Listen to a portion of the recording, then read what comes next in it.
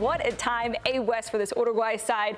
They kind of went through a drought in the 90s to early 2000s as far as World Cup play, but this is a team that, they've qualified for this World Cup. They're qualified for the next one being played on home soil. So what's your outlook on this nation going into next summer? Uruguay are my dark horse going into this World Cup. I love the passion this nation plays with, the fervor that every single time they step on the pitch.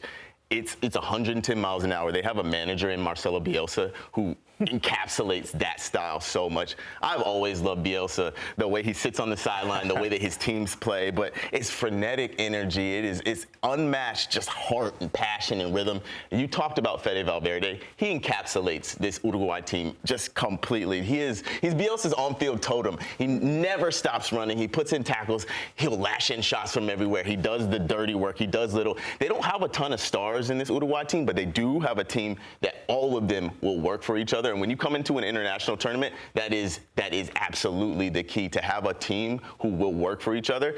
They're going to make waves in this World Cup. Yeah, you said something about pressure making diamonds. The World Cup pressure also makes global stars, and they have a star in the making in Jaydee Dyer. We saw him, we covered him in the Club World Cup recently with Flamengo, coming in, getting goals, getting assists. He is a player. When I go back to 2022 at the World Cup, they got embarrassed in a group that everyone thought they were going to get out of. They came in third place. He was the one bright spot against Ghana, where he announced himself to the world, getting 2 goals. And this is a team that is made just to work for him, and then made to roll out the red carpet and say, go on, son, lead us to glory. I agree with you about their dark horse. They have the right manager, and they have the right star in the making to get it done. I just think you picked up a really good point about Bielsa as well. That man-to-man system that he does, that he's made so famous in terms of everybody pick up their individual player, and can you beat that player for the day? I've never really seen it translate in international tournaments, but in terms of what he's done in his domestic and his league forms, it's been sensational to watch. It's almost a revelation. And if you ask any manager from that Southern American region, they all held him as a different type of bravery and tactical braveness and wanting to really assert yourself onto a game. So across a tournament, you just never know. Yeah. And I really do like it. When you see the form and the maturity, when you start looking at the squad list and look at the age of these players, it's about time. Everybody's peaking at the right time.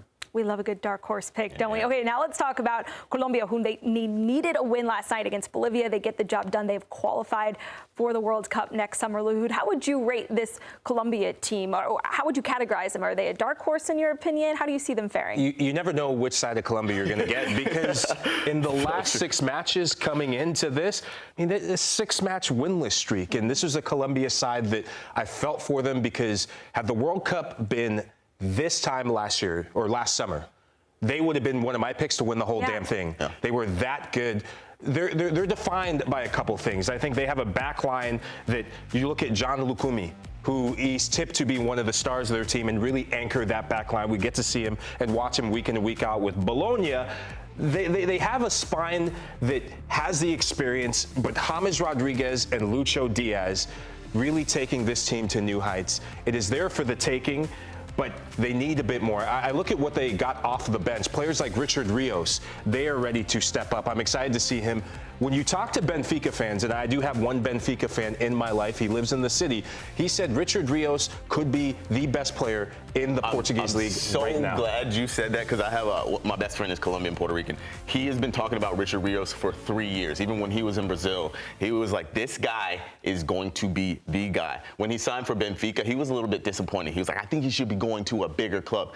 In the next year or so, I believe he will be going to a bigger club. He has too much talent, no disrespect to Benfica, but he should be playing in England, in Spain, maybe in Italy. His talent, the energy he has, the technical ability, his ability to cover ground, the interplay with his teammates, he's got such he has it. He has that it factor, and he will be a star in this World Cup. Do you not just think it's a reliance on this guy? Because he's been to this tournament. He understands what's required in terms of to showcase your ability in the biggest moments. And if James Rodriguez turns up, the rest of the team just seems to mentally say, I'm going to go to another level. Because no matter what, we could talk about the talent and the players that's coming through, but he still is looked at the number 10. He's the golden boy, right? So do you not think the responsibility still lies with him to lead his team? Yeah, I'm looking at the guy next to him.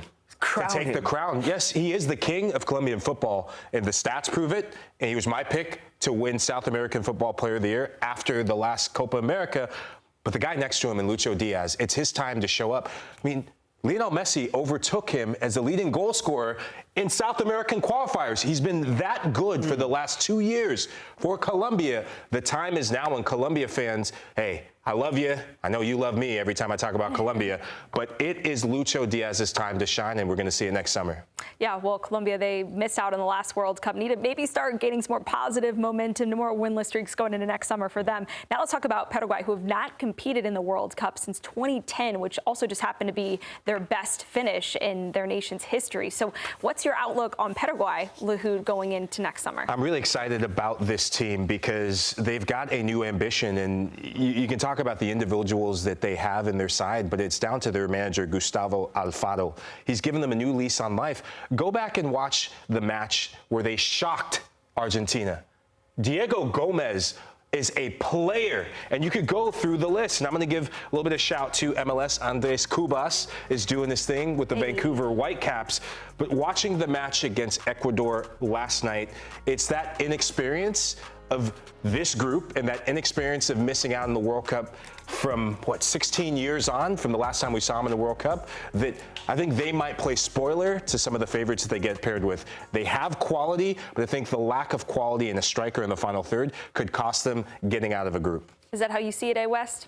I think they've got the team. Like you said, they have the ability. They have to put it all together. I really like Julio Enciso, who, what team do we say he plays for? Is it Blueco? Is it Strasbourg? Whatever team he plays for, he's got a lot of ability. Don't do Chelsea. Don't do Chelsea and Blueco. Do that whole organization. But they have the pieces. You talk about Miguel Almiron.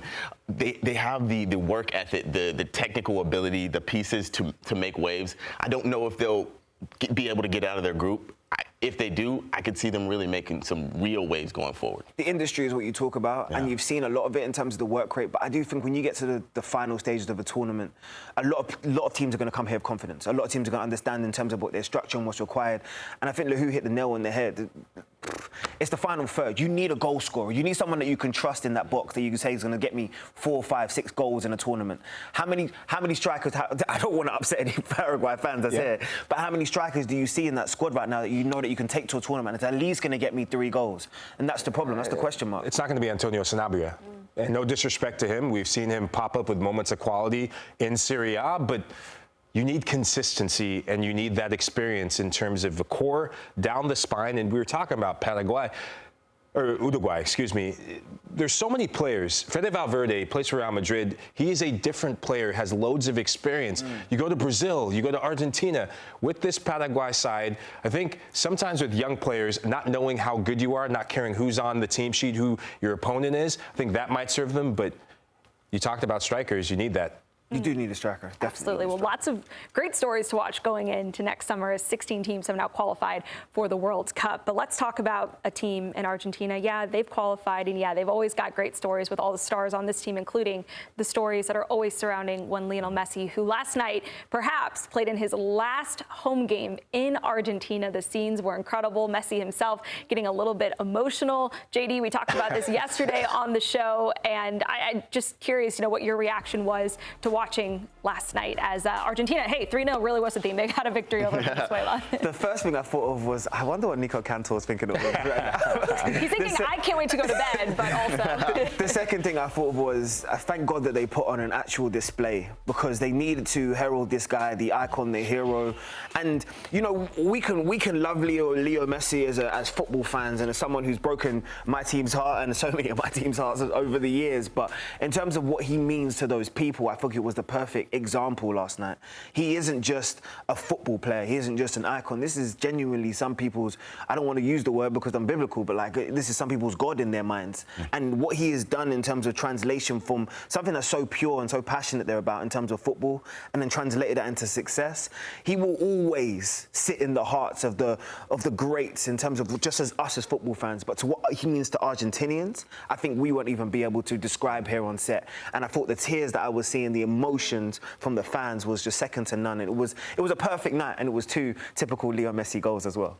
I have done my best to explain to laymen, American soccer fans, what football means to Argentines, what Maradona meant to Argentines, what Messi means to Argentines.